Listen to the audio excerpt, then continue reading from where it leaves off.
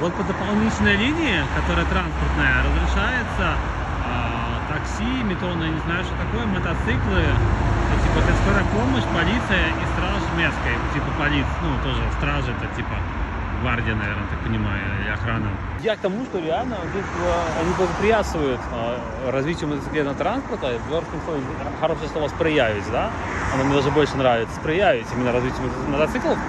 Потому что у нас, наоборот, как бы все, вот надо там запретить и так далее. Плюс я заметил, здесь междурядье ездят междурядье.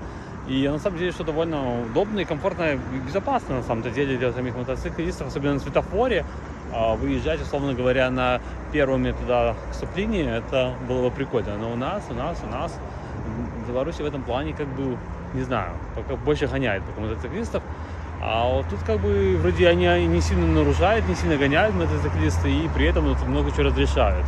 Я думаю, есть к чему стремиться, и на самом деле это очень сильно Это тот пример, наверное, того, когда транспорта, который, например, действительно разгрузит город, и при этом это будет такой, ну, довольно мобильный, хороший транспорт и все в этом роде. Кстати, в Польше, и да и не только в Польше, много где это развивает. Я уже не говорю про южные страны типа Испании и Италии, где там вообще, когда я, по сути, заразился тем, что захотел мотоцикл, это именно там, когда побывал в Италии именно.